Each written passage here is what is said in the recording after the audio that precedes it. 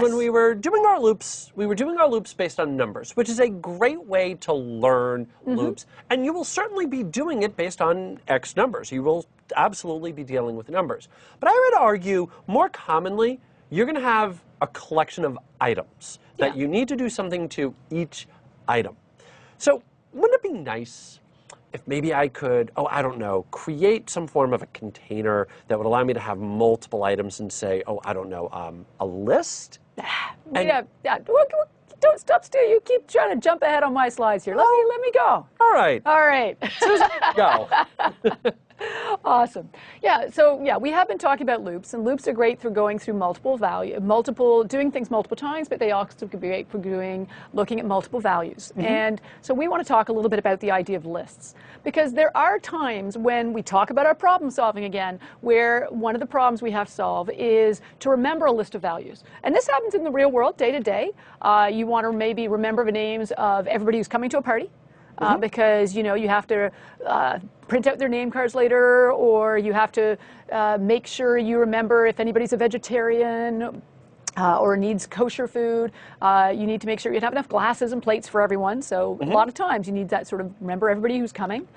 You might need to remember all the scores you got in the different courses that you're taking, because you need to calculate your GPA. Maybe you need to remember the directions to get somewhere. You want to, so many of these tools now, there's all these map applications that'll tell you turn-by-turn directions, but I need to remember, go down this street, turn right, then turn left, or go north on this street for 1 kilometer. I am a Canadian, I did go with kilometers. Then turn right, and so on. So there's a lot of situations where we're given what effectively works out to be a list of different values. So it's important when we start problem solving with code that we have an ability to work with those lists and to remember those different lists.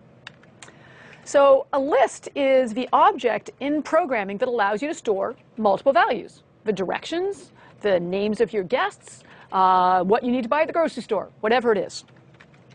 So to declare a list, the syntax is fairly straightforward. I love the sample names. Yeah, you like the names? I'm planning for, this is my guest list for the party. Christopher, good news, you're invited.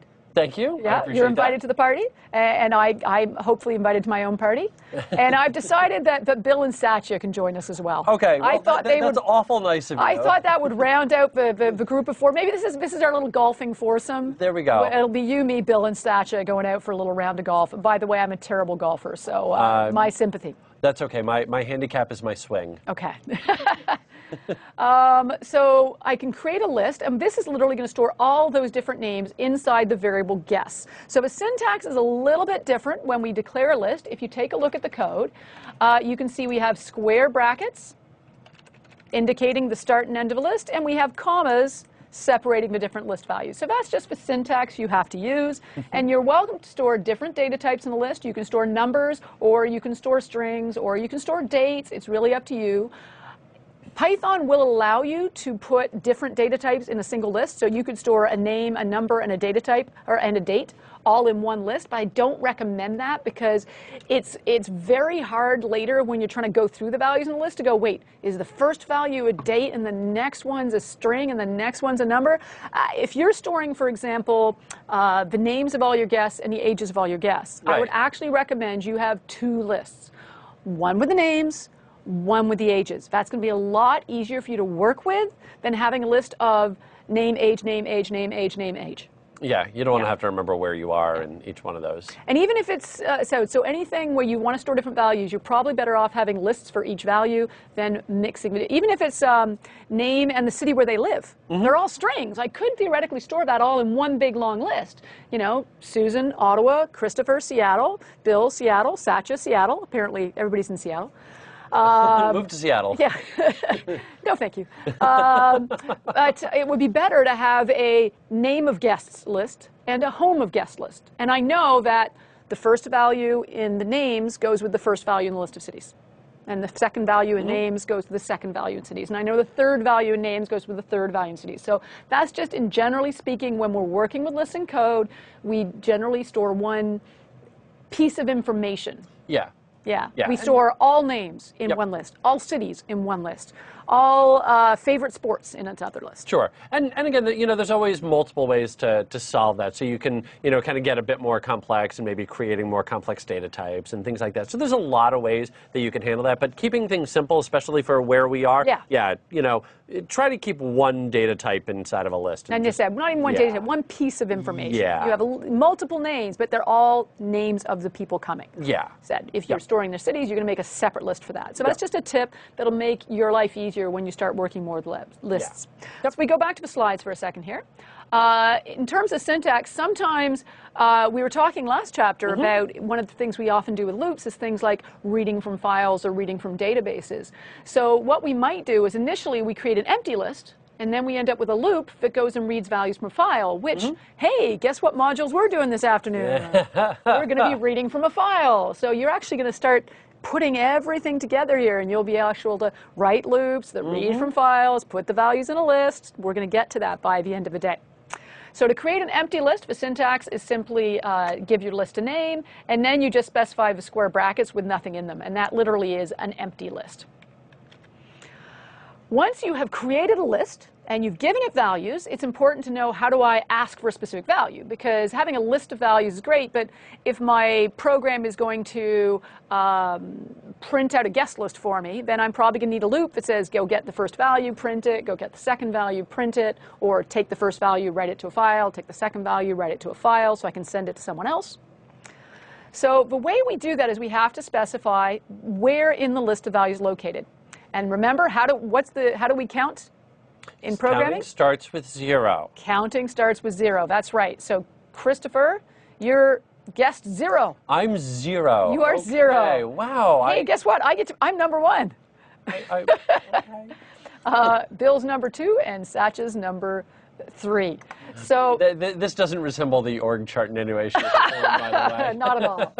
Absolutely not. But in terms of their positions, if you look at the slide, you can see it said the reference, if I reference the value in index position 0 or in position 0, that's going to be Christopher. If I specified guest 1, that would be Susan. Guest 2 would be Bill. Guest 3 would be Satcha. So you can, at any time you need to, it's possible to say, give me that specific value.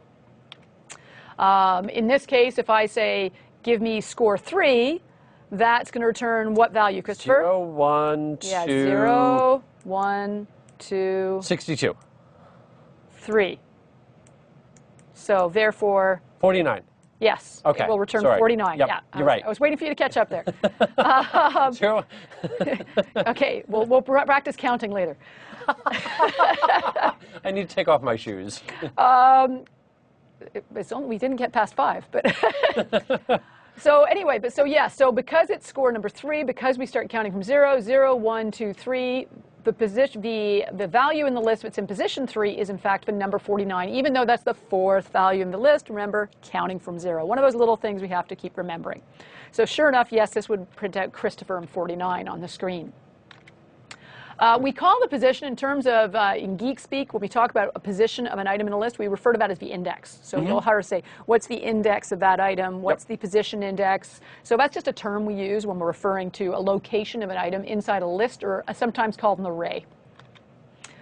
One of the neat things I like about Python is it actually allows you to count backwards. This is kind of neat. So if you want the last value in the list, that's position -1. The second to last value in the list is -2. Third to last is -3. And in this case, because there's 4 entries, Christopher would be -4. I just seem to be the smallest number. Don't take it personally. So you can literally say, print the value in the list that's in position -1. And that is actually something where there are times where you might want the last value. Yep. So it's nice to just be able to say, hey, get me the value in position -1. Rather than, there are other ways to do this. You can ask for what's the size of the array and then say, get me the one that's at the highest row. But it's just really nice not to have to do that. Just say, just give me the last value. Yep. The one in position -1. Yeah. I can't honestly think of a scenario, a business situation, where I would find myself asking for the third from the last. It's a little weird. No, but it is quite frequent. You know, I just need that last item. Sometimes the second to last, but the biggest one is that last item. So having that kind of neat little shortcut of just -1 works really well. And actually, a couple of people asked that in the chat window. So that was like perfect timing. Like, just saw the question, and then sure enough, Susan's doing her demos. There we go. Awesome. You know you've put the right information on the slides when someone asks the question. And it also tells me that you guys are already getting it and already thinking about, wait, I want to do this. How do I do that? So that also tells me you're already thinking about real world problems you want to solve. Yep. So yeah, it's really nice to have that ability to count backwards. Yeah, and somebody actually asked, so counting backwards, there's no 0. No, 0 is the starting point for going forwards. -1 is the starting point for going backwards. Yeah. So a little inconsistent maybe, but the thing is, if you specified, how do you say -0 exactly? If you specified -0, well, that would still be 0, and then that would be the first value, not the last value. Yeah. So it kind of makes sense if you think about it. Square root of -1. Yeah. So let's go into some code and let's actually create a little list. So I'm going to go here and I'm going to create my guest list. And just to make you feel better, Christopher, look, I'll list myself first. I can be in position 1 or 0, and you can be number 1. I liked, however, though, that you still said, I like two things that you did there. I like the fact that you still said 1 for yourself, and I also like the RE on Christopher, very Canadian again. Yeah, yeah. Isn't that how you spell your name? Or you always think it was Christophe. Would you like me to turn you to Christophe? Yes, there we go. That's changes your name completely. Yes. No, your name is Christopher. I will enter it as Christopher. Thank you. And now I have that list. Obviously, I can print a value. Now, when you're specifying a position, one of the things you want to do is you will specify, you use the square brackets. So if I say guess 0, that will be the first value in the list. Yep. And if I want the second value in the list, don't forget your parentheses on print. 1. Yes. Oh, yes, I do need, that's right. I need by parentheses around the print statement as well. Hey, as I promised, we would make a few mistakes in our code along the way. And then go ahead and maximize your Visual Studio there. Make it yes, absolutely. Dun, dun, dun. Thank you. You're welcome. All right. And now when I run, you can see that we get back Susan and Christopher back from the list because position 0 was Susan, position 1 was Christopher, so they both come back. Perfect. So fairly straightforward, nice and easy to create it and go through and create that list. I like it. All right, now once you have a list, one of the other things you're going to do is maybe you're getting a list of values from a file or a database, and then you have to update that list and send it back. Maybe that's what your program is there to do. Maybe you're getting a list of guests, and then your program is going to vet them and decide, do I really want this person at my party? I'm hosed, aren't I? So, but in all seriousness, there are definitely situations where you'll get a list of values, and the purpose of your program is to work through that list of values. I'll give you an example. I used to do a lot of programs which worked with addresses. So I might get a list, and I don't know if you know this, but the big companies get a discount on mailing things out if they specify the address in a very specific format. And so maybe my program is one that's written for a big bank or something that's mails out bank statements to everybody, all of their customers, and they want to make sure they get the discounted rate from the post office because that's going to save them a lot of money. But to do that, they have to always display the addresses in a very precise format. So maybe your program is taking the address the way the user entered it and standardizing it. So it's making sure that the state or the province name is using the appropriate abbreviation, is saying, you know, if you enter WA dot, we're going to remove the period off the end. We don't put that in a standardized address. So maybe that's what your program does. And there's also going to be a lot of times when maybe you're actually starting with nothing, and that what you're going to be doing, again, is kind of reading in from a file, reading in from a database, reading user input. So I have nothing to start. I need to go read the data in, and again, I don't know what's going to be, how many items are going to be there, what's going to be there, but I just know I need to go collect my data, and then let's go back and start processing it. So that ability to manipulate and manage that list is going to be imperative. I've got to have it. I have to be able to add new values when I need to. I need to be able to update the values that are already in there, and there's other business situations where I do want to actually remove people from the list. It said, I'm sorry, Christopher. You know, again, I know. I'm not sure you're getting to come to the party. I'm hosed. So to update a value in a list, it's actually pretty straightforward. How do you update a variable? Well, you would just say variable name equals a new value. Well, if you take a look at the code here on the slide, if I want to change the value of inside a list, you specify the list name, but you have to specify the index position. Which value in the list do you want to change? So I'm changing, and I'm sorry, Christopher, I apologize. What I'm doing now is I'm saying Steve is invited, and so basically what's going to happen is the value in position 0 is now going to be, and I'm just going to chase slightly better pen here. There we go. I'm sorry, it's now apparently Steve who's coming to the party instead of Christopher. I'm just going to sit over here and cry. I promise you'll be invited to the next one. All right. So this basically updates that first value from Christopher to Steve. And you can see the way the output, when I print out the value of row 0 or position 0 in the list, it now shows Steve instead of Christopher. Yep. You can add values to a list as well, also very useful, using the append function. So if I use the append function, I'm going to go back to my highlighter. I do an append to so I specify my list name. I call the append function, and then I specify the value I want to add. New values will always be added to the end of the list. So if I have 4 values, this is going to become the 5th value. If I have 10 values, it'll become the 11th value. So you don't have to say, add if I have 10 rows in my array, put this in position 11. The nice thing is you just say, here's another value, put it on my list, and add it to the end. So if you look at the code, if I want to confirm that the value was added correctly, I can just use that little last value trick. Use that little -1 to say, hey, after I append it, let's look at the last value that I just appended. And sure enough, that's going to return Steve, because that is now the last value in my list. So it's dynamic. It automatically stays up to date. Yes. Okay. Absolutely. I don't have to I like worry that about you're it. just explicitly removing me. Yes, in this next example, I'm sorry, it's just plain. Wow. So in this case, you can also remove a value Not from a even list. being subtle about it. Just boom, you're gone. So I can remove a value from a list as well. There's actually 2 different ways to remove a value from a list. If we take a look at the code on the slide, one option is to use the remove function. With the remove function, you specify the value contained in the list that you want to remove. So I'm not specifying the index position this time. This time I'm actually saying, I'm explicit, as you said, my apologies, Christopher, this time. I know you were double booked this evening and you won't be able to make it, so I'm removing Christopher from the guest list. So now if we do this, if we then say, well, what's the first value in the list now? What value is going to be in position 0? It's going to be Susan, because Christopher is removed. It doesn't leave an empty list item. It actually removes that entry from the list. So now the first item in the list will be Susan. So it's not leaving a blank behind. It's actually removing that value from the list completely. Okay. The other way of doing it is the delete command, because sometimes you're going to want to say, I want to remove Christopher, I want to remove Bill, I want to remove Susan. Other times you're going to want to say remove row or value, the first value, remove the 8th value, remove the first value.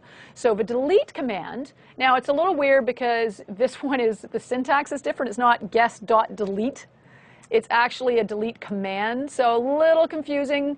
You know what, you'll probably forget which it is and have to go look it up because you won't remember. But the nice thing about the delete command is it allows you to specify the index position of the value you want to remove from the list. Okay. So you can do it either way. If you know the list position, specify that. If you know the name or the value you want to remove, you can specify that with the .remove. So your choice. But both of them do the same thing. They both remove a value completely from the list. They don't leave a blank or a placeholder in there. So if you had 4 values in the list, after you remove a value, you only have 3 values left in that list. So let's actually play around with that. Let's go over to Visual Studio, and we've got our list here. So let's go ahead and let's add, who should we invite to our party? Christopher, got any suggestions? Colin. Let's invite Colin. All right, we're going to invite Colin to our... Parentheses. Oh, oh yes. Add, yes. Yeah. Let's add, I'm going to add the value Colin. That is one of the things that's probably the drive you trickiest to get used to is when to use parentheses, square brackets, and so forth. And one thing that I always recommend to people that are getting into development is, be particular about your vocabulary, about how you call things. That you'll notice that I never interchange things like parentheses, so that's your parentheses, your square brackets, so square brackets, and then your curly braces. I always call them those exact same things because regardless of the language that you're talking about, they always mean very different things. And so if you're using the same terms over and over and over again, so if I'm just calling everything parentheses, all that you're going to wind up doing is confusing other people and probably also confusing yourself as well. So kind of keep an eye on that as you're getting into development. Yes, yeah, because there are some situations where you use curly braces, some situations where you use square brackets, like in lists. When I specify an index position or the values for a list, I use square brackets. When I'm calling functions and methods, I put the parameters I'm passing to those functions and methods inside parentheses. Yep. Or braces, some people just call them. Or, there's so many different names for it all. Yep, absolutely. All right, so if we go back to Visual Studio, you can see what I've done. I've invited Sonal to the party as well because he's helping us out with the Q&A today. Hey, Sonal. And he actually created a couple of the slide decks for this course, so definitely deserves to get invited. This will be our post-MTA celebration. And now when I go off and I run this code, you can see I've used the add method to add the values. And if I ask for the last value, was it not add? It was append. Oh. See, I already messed up. And actually, while you're fixing that, I would mention real quick, because I'm looking at it and I didn't catch it either. That's in .NET, when you're working with a list, it's add. I know, yeah. It's just, one language. The more coding you do, the more confused you get between languages. Okay, so let's go back to the code and see if it works now. I've changed the .add to a .append.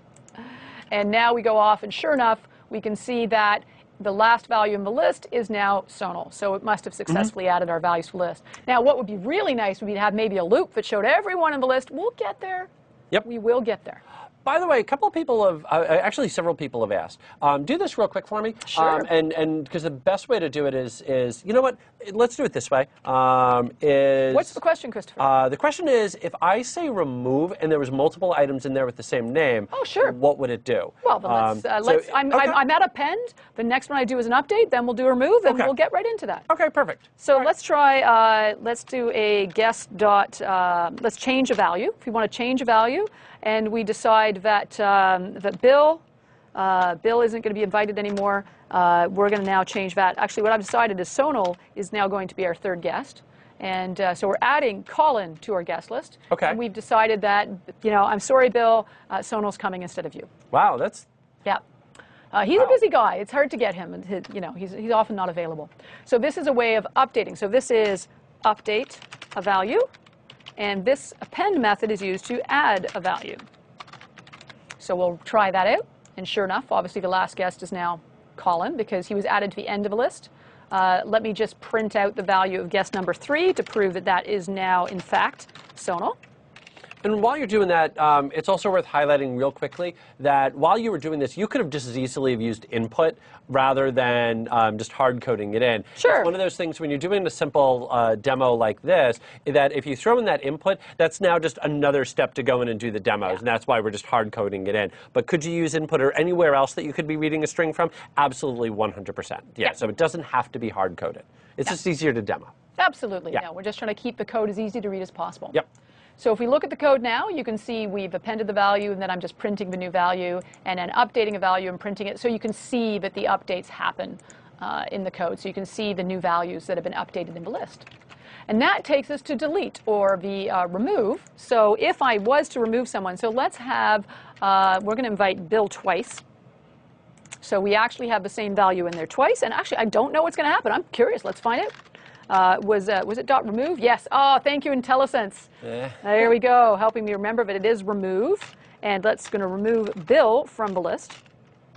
And then I'm just going to comment out these 2 lines, because then I'm going to ask for the last value. Okay. Because if I ask for the last value, if it removed both the Bills, then the last value should be Christopher. Yep. If, however, it removed only one Bill, then the last value will still be Bill. So that's going to be my little, I'm just going to comment out this code, and then we'll see what is the last value in the list. Keep forgetting no dope. Yes, I know. I keep forgetting that. Last value. And again, while you're typing this out, if you're ever curious about, what's going to happen, the easiest way to figure it out is just write a little bit of code and just test it real quick. Try it. Yeah, absolutely. So I mean, I remember, and I know you've done this as well. When you're in the classroom, somebody asks something that you don't know, because we don't know everything. We'll openly admit that. Somebody asks a question. Hey, let's go in and try it. Give it a shot. So go ahead. In fact, there's been a couple of questions in the Q&A where I said, I don't know what would happen, try it. I've actually answered that in the Q&A. Yep. So let's find out if we specify a value that exists multiple times. It only removes the first one it finds. So if you search for a value, if there's multiple occurrences of that value in the list, it will only remove the first one. Correct. So now we know what happens. And of course, if you specify a name that only appears once, then, well, I can't really prove that by printing the last value. It will only remove that specific value. And we can also use delete to remove a specific one. And we can say delete a particular entry from the list. So I could remove my name from the list. And then if I print the first value in the list, it should now be, let's... Don't forget your parentheses. Yeah, I'll get there. And that would be, let's say, print who is guest 0. So let's try, this was one option. Actually, let's not remove that. Let's remove. Yeah, leave me. I'm going to take off Satya off the end there. Satya. All right, so we remove Satya and we delete the first row. So now the first row should be Susan and the last row should be Bill. Close print. Okay, close parentheses. Thank you. All right, so I'm just going to move this code up a bit so it's a little easier. By the way, this is one of my favorite little keyboard shortcuts.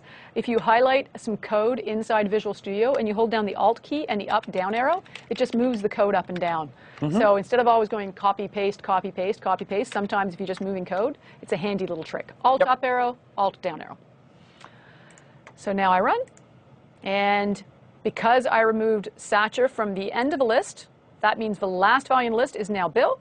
And because I said delete the guest in position 0, that's Susan, the first guest in the list is now Christopher. There you have it. Okay, so I can now update a value in a list. I can now remove a value from the list, and I can now add a value from the list. The next thing really is the ability to start moving around through the list. It'd be nice to see how do I go through all those values? How do we combine what we learned about loops with these lists? So I can say, well, just show me everyone in the list, because that comes up quite frequently. Oh, and actually, I forgot one last thing I want to show you, which is also how to search a list, which can be useful as well. So if you take a look at the slide here, there is also an index function you can use. And if you call the index function, what it will do is it is actually a function of your list.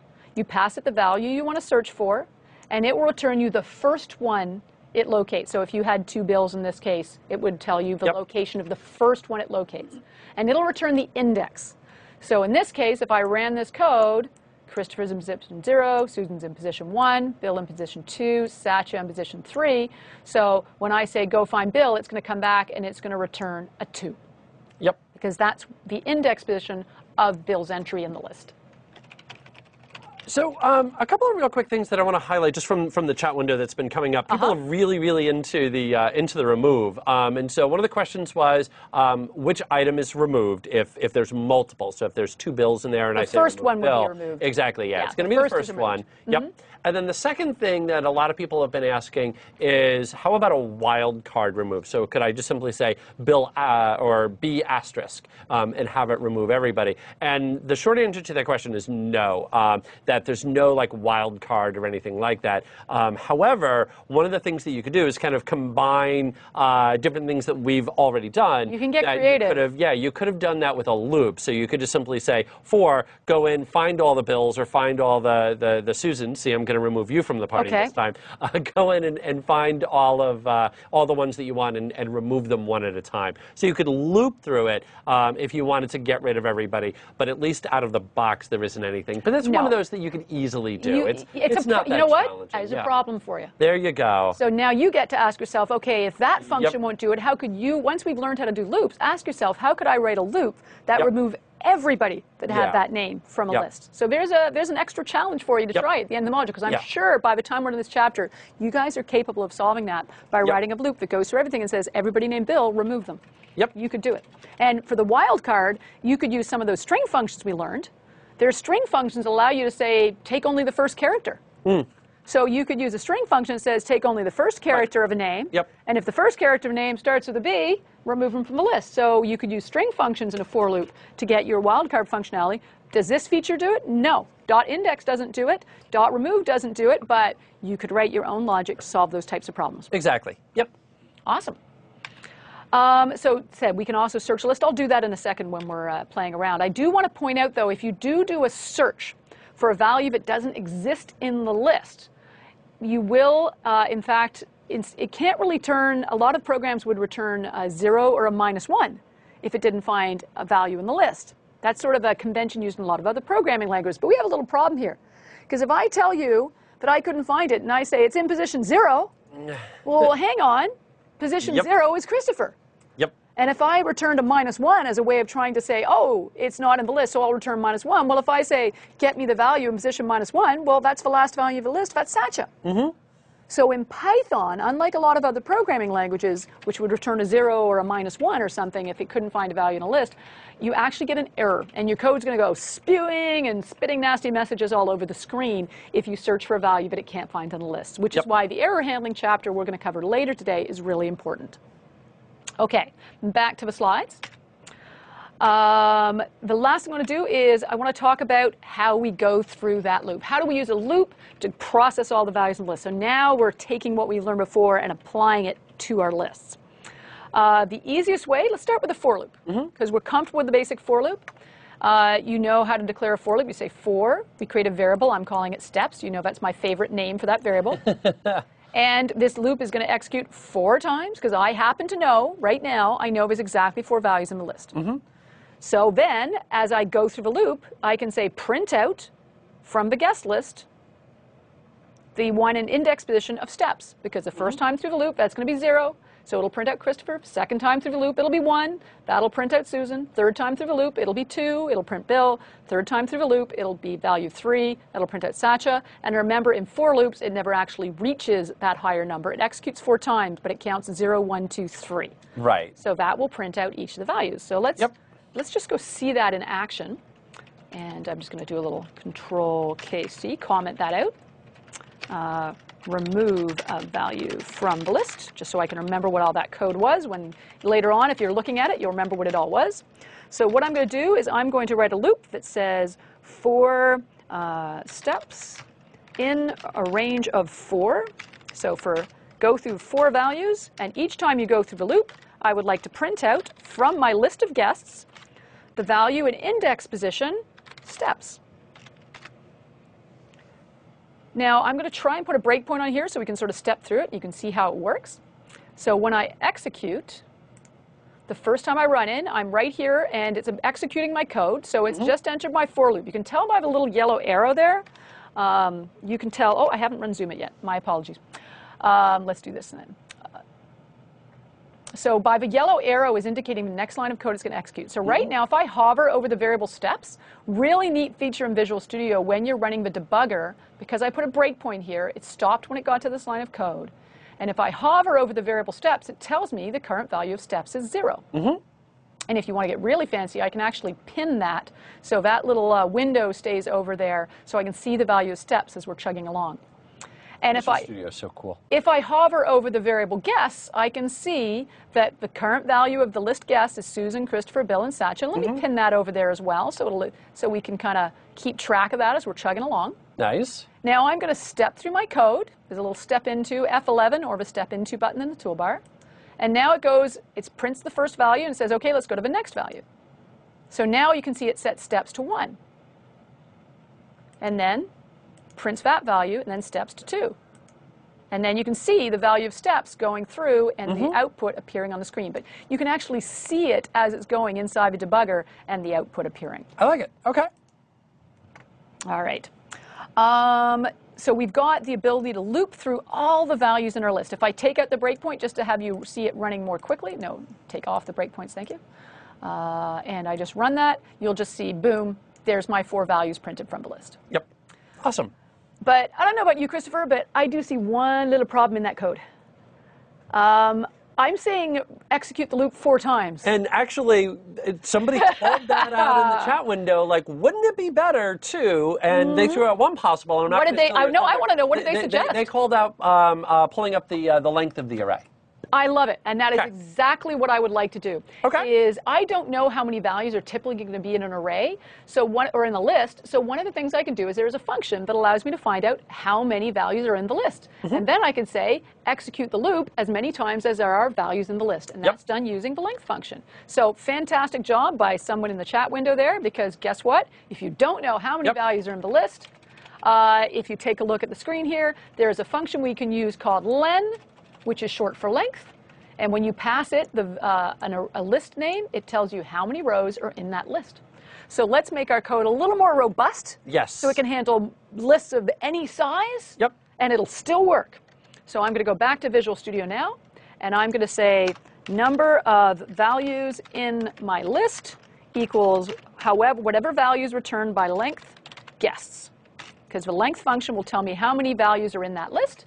And then in my for loop, instead of saying execute it 4 times, I say execute it however many values in list. And watch my casing there, make sure I got my uppercase all matching. And now, if I have 4 values, we're good. But if I go in and I add Sonal to the list, my code will still work. And that's making my code more robust, so it can handle more situations, different sizes of lists. And really, it's also allowing me to be a lazy coder, because I don't have to change it if somebody gives me a different list value back. Yay, being a lazy coder. Yes. All right, so we have now that ability to loop through all the values in a list. Now, if we go back to the slides, though, don't tell anyone, but there's actually a really, really easy way to go through all the items in a list. Mm-hmm.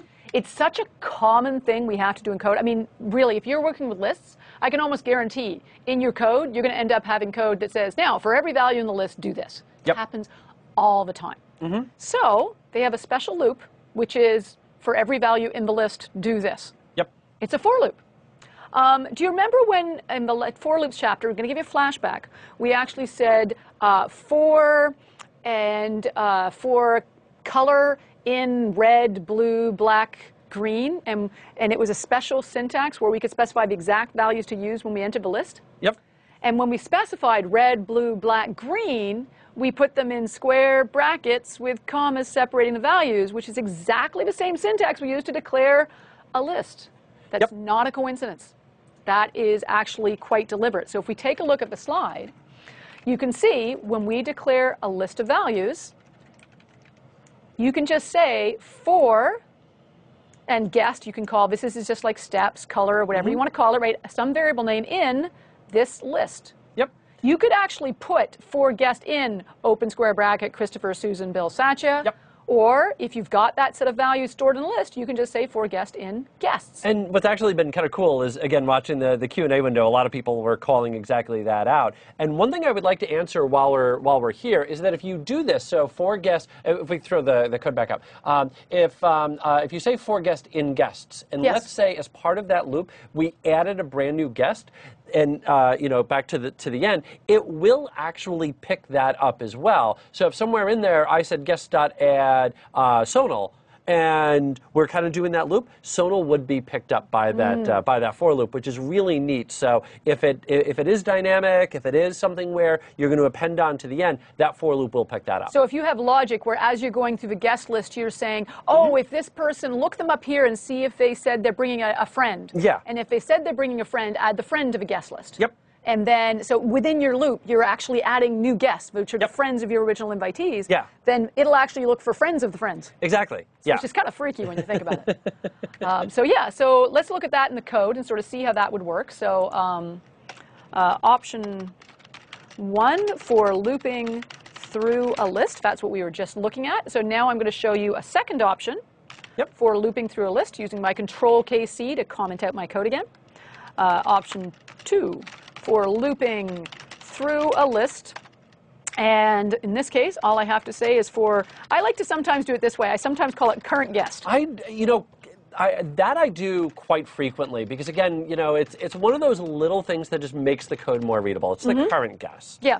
And then I just say print current guest. And that in my brain helps me remember, so as it's going through the loop, the current guest is the one that's being looked at by the loop right now. So I just like that word current guest when I'm going through loops as a way of going through lists, sorry. Yep. So when I'm going through a list in a loop, I like using the phrase current guest or current color because mentally when I'm reading my code, I say, well, print the current guest as I'm working my way through my list. All right, so we've got the code here. So let's try executing that and see what happens. Sure enough, still gives me back every single person in the list, no matter how many different values. But it's a very clean, very easy syntax. Yeah. said. You could specify the actual list value here. That's actually what we did a couple of chapters back. But you could just specify a list if it contains the values as well. All right. And again, it's worth sort of mentioning here that you could absolutely have pulled that in dynamically. So again, if you had read that in from a file, from a database, from input, that how the list is generated is sort of irrelevant. The fact that you have the list is the important part, so you could do the for on that. That's right. And when we get into files and we start reading from files, we're going to read values from files. We might just end up putting them in a list and doing something just like that. So you can see, again, how it all starts to fit together. Yep. It's like we planned it that way. Yeah. Another thing that's very useful, you know, it's funny, when I first took my first programming courses, one of the #1 assignments they gave you on programming courses was, here's a list, sort the values alphabetically. And then there were like 6 different ways to sort it. You could use a bubble sort, or you could use a something sort, and all of these different things. And if you had 11:28 Pacific time for the first reference to bubble sort, please come forward and collect your Standard prize. programming assignments, exactly. You were always told to sort a list. Well, guess what? If you're a professor, you're ever taking a course, and they give you a list in Python, and they ask you to sort the list, 1 line. Thank you.